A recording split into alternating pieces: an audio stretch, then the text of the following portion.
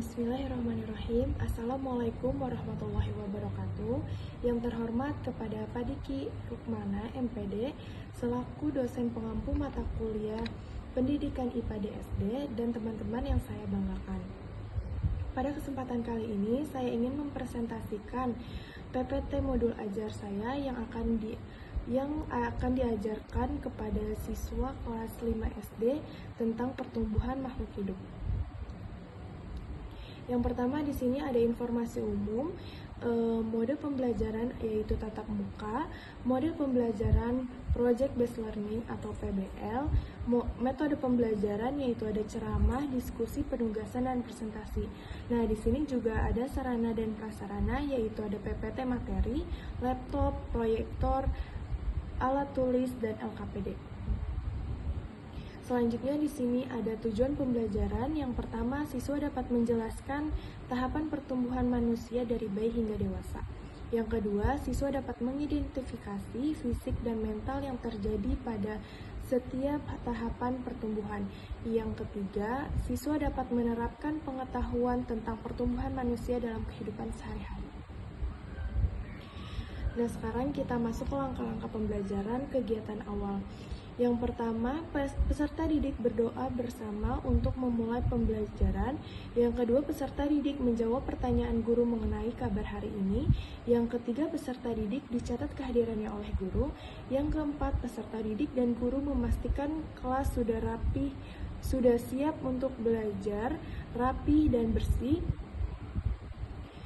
Yang terakhir, peserta didik menyimak paparan guru mengenai tujuan belajar dan rangkaian kegiatan yang akan dilaksanakan.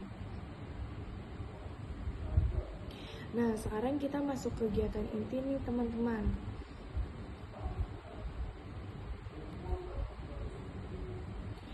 Di sini ada sintaks 1, yaitu identifikasi masalah atau pertanyaan. Yang pertama, peserta didik diberikan pertanyaan. Nah, di sini saya akan menanyakan pertanyaan pemantik. Ada 2. Yang pertama, pertanyaan tersebut ada apa yang dimaksud dengan pertumbuhan manusia, dan harapan jawaban dari peserta didik itu pertumbuhan manusia adalah proses perubahan fisik yang terjadi sejak dalam kandungan hingga dewasa. Pertumbuhan manusia dapat diukur secara kuantitatif seperti bertambahnya tinggi badan, berat badan, lebar panggul, dan jumlah gigi. Nah, yang pertanyaan kedua, ada berapa tahapan pertumbuhan manusia? Jawaban yang diharapkan itu adalah 8 tahapan. Yang selanjutnya, peserta didik dapat menyimak dengan seksama penjelasan guru mengenai materi melalui PowerPoint. Yang terakhir, peserta didik diberikan kesempatan bertanya mengenai materi yang belum mereka pahami. Nah, di sini ada PPT yang nanti saya akan ajarkan kepada siswa kelas 5 tentang pertumbuhan manusia. Selanjutnya, kita masuk ke sintak 2, perencanaan proyek. Yang pertama, peserta didik diwajibkan untuk membentuk kelompok belajar yang beranggotakan 5 orang. Kedua, peserta didik menyimak paparan guru mengenai langkah-langkah pengerjaan proyek tersebut. Yang ketiga, peserta didik dibagikan LKPD untuk setiap kelompok. Yang terakhir, setiap kelompok merencanakan proyek yang ditugaskan dengan bimbingan guru. Nah, di sini nanti saya akan membagikan lembar LKPD, yaitu tabel hasil wawancara seperti ini. Selanjutnya, sintak ketiga, pengumpulan. Yang pertama, itu ada peserta didik dapat mencari informasi pembuatan tahap pertumbuhan manusia dari berbagai sumber. Yang kedua, peserta didik melakukan wawancara dengan perawat puskesmas terdekat. Yang terakhir, peserta didik wajib mencatat seluruh hasil wawancara pada lembar laporan yang telah disediakan. Nah, sintak 4-nya itu pengembangan proyek. Di sini peserta didik mulai mengembangkan hasil wawancara untuk dijadikan poster. Nah, nanti posternya seperti ini ya, teman-teman. Jadi selain peserta didik mengisi tabel hasil wawancara, hasil tabel yang sudah dibuat akan dibuat poster seperti ini. Kita masuk ke sintak 5, yaitu ada penerapan. Ada peserta didik diharuskan membuat poster dengan desain yang semenarik mungkin. Nah, selanjutnya ada sintak 6, yaitu presentasi. Peserta didik mempresentasikan hasil proyek bersama dengan kelompok peserta didik. Kelompok lain dapat memberikan pertanyaan, sanggahan, dan kritikan kepada kelompok yang maju. Yang terakhir, sintak ke-7, ada evaluasi dan refleksi. Peserta didik mengerjakan soal evaluasi yang telah diberikan oleh guru. Yang kedua, peserta didik bersama guru mengevaluasi hasil proyek yang sudah dipresentasikan. Yang terakhir, peserta didik melakukan refleksi terhadap pembelajaran yang telah mereka lakukan. Nah, berikut lembar LKPD-nya. Lembar evaluasi yang akan peserta didik kerjakan individu. Nah, selanjutnya kita sudah masuk ke kegiatan penutup. Yang pertama, peserta didik dan guru menyimpulkan kegiatan pembelajaran yang telah dilaksanakan. Yang kedua, peserta didik diberikan apresiasi oleh guru berupa tepuk tangan untuk pembelajaran hari ini. Yang terakhir, peserta didik dan guru mengakhiri dengan berdoa bersama. Nah, ini ada refleksi guru dan refleksi siswa. Refleksi gurunya ada 4. Yang pertama, saya yakin tujuan pembelajaran telah tercapai. Yang kedua, saya melihat peserta didik terlibat aktif dalam pembelajaran hari ini. Yang ketiga, saya melihat peserta didik antusias dalam pembelajaran hari ini. Yang terakhir, saya melihat peserta didik memahami materi dalam pembelajaran hari ini. Nah, sekarang ada refleksi siswa. Apakah peserta didik memahami materi yang disampaikan oleh guru? Yang kedua, adakah kendala yang kalian hadapi saat mengerjakan proyek ini? Yang terakhir, materi apa yang paling sulit kalian pahami hari ini?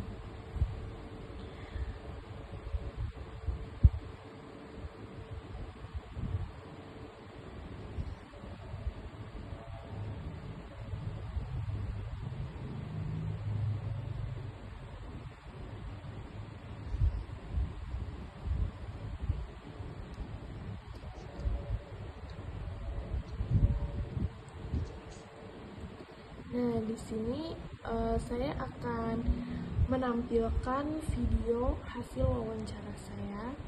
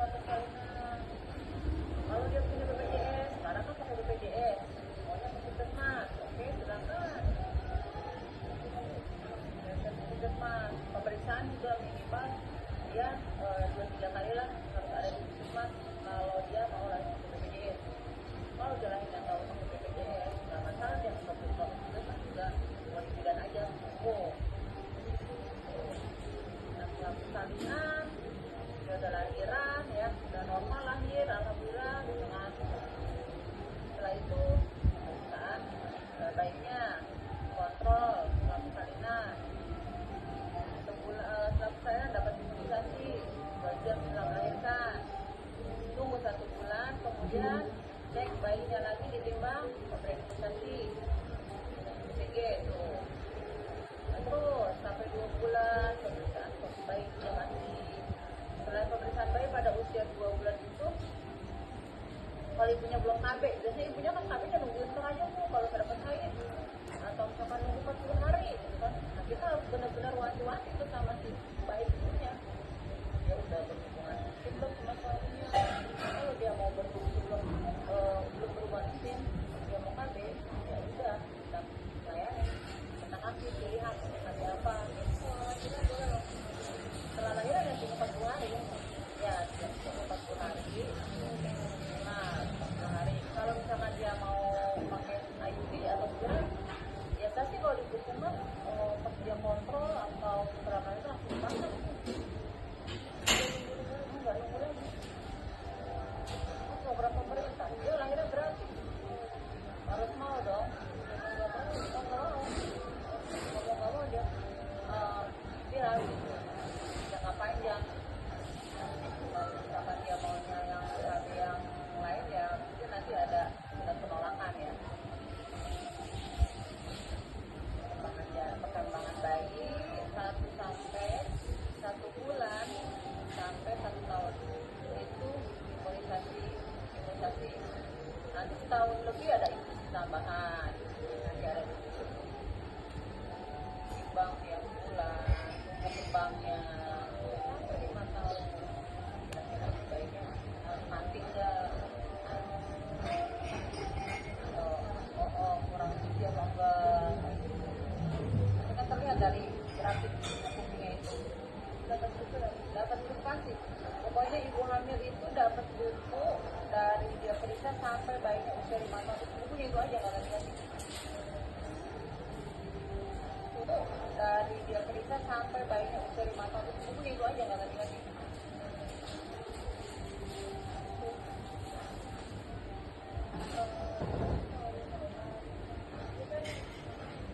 Balita yang sampai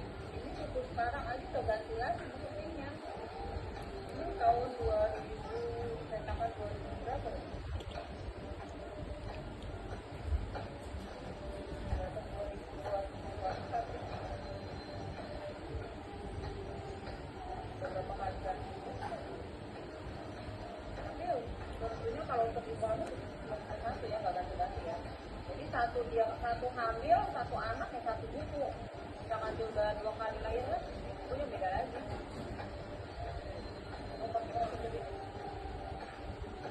Oke nggak? Penting nggak? Itu aja.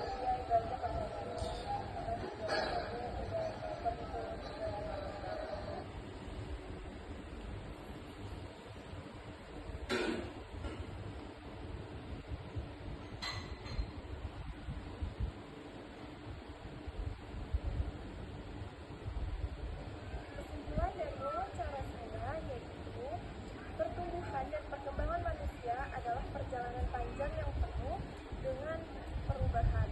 Setiap tahap memiliki karakteristik dan tantangan yang berbeda. Pemahaman yang baik tentang proses ini dapat membantu kita menjaga kesehatan dan kualitas hidup kita. Sekian, kurang lebihnya mohon maaf. Wassalamualaikum warahmatullahi wabarakatuh.